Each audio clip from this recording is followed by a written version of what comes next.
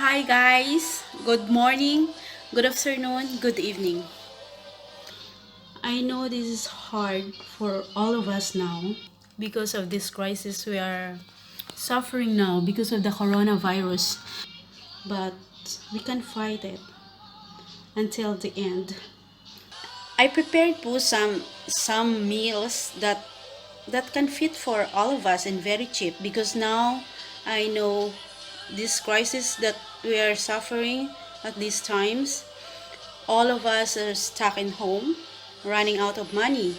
So here is some tips that maybe I hope it can help for you.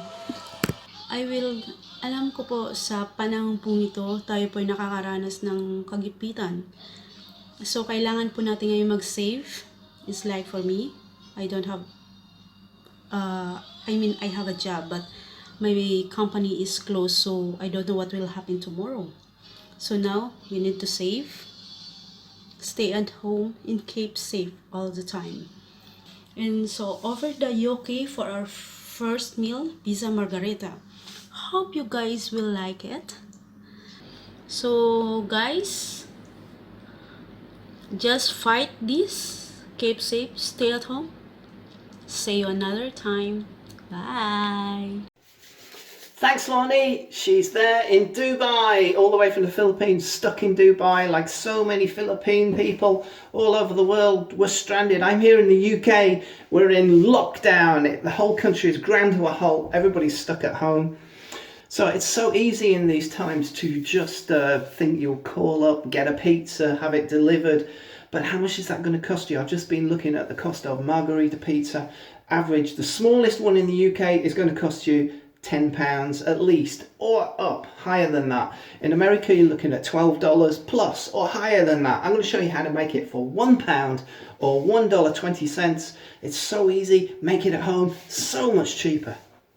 Okay, to make this pizza, you will need self-raising flour, olive oil, a couple of onions, chili peppers, some mozzarella shredded cheese, cheapest one you can find, some garlic, crushed oregano, and 1 green pepper, and some lovely tomatoes and some tomato paste.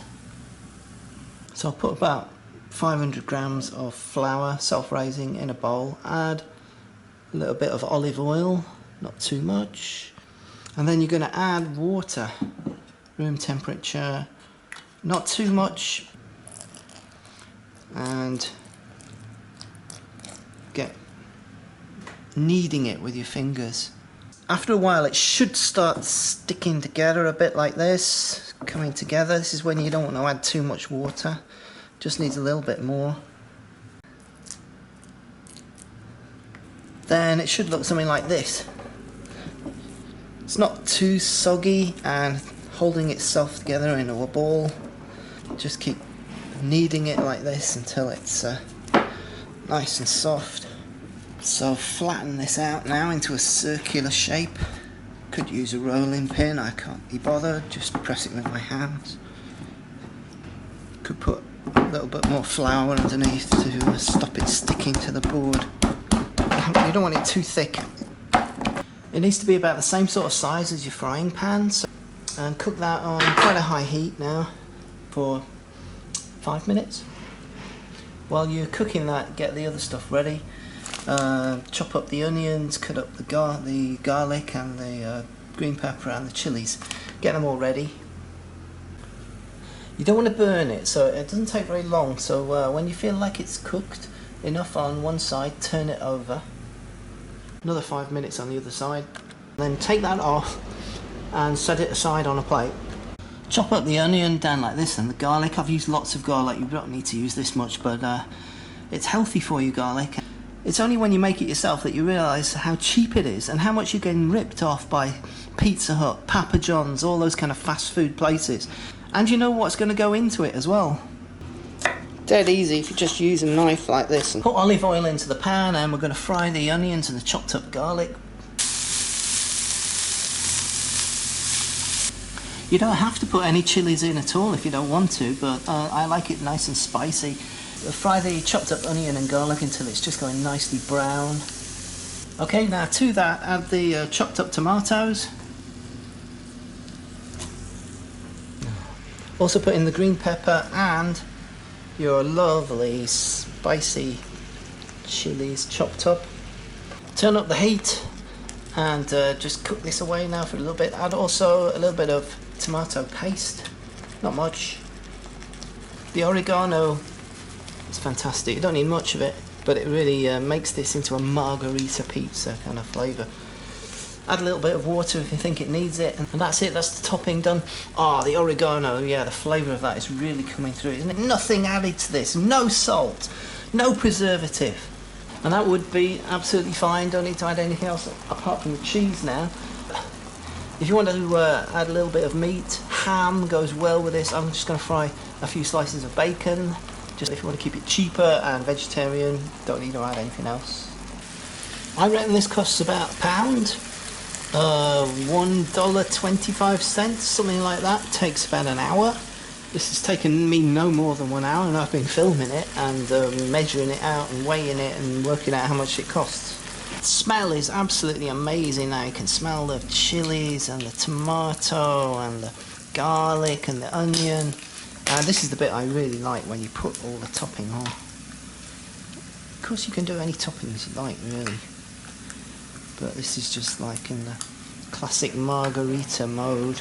Smells fantastic, and this is going to be so filling. I mean, this is going to feed, I don't know, how many people? 4? If you did bacon, put the bacon on now, chop it up.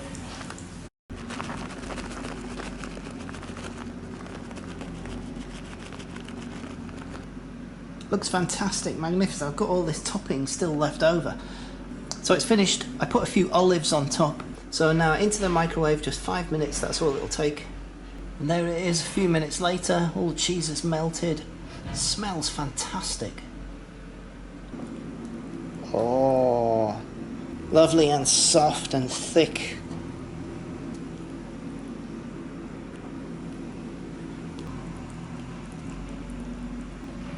The all-important question, how does it taste?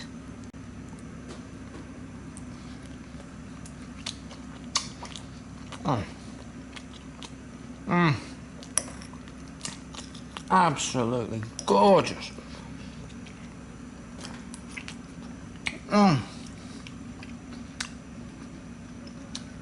Totally delicious.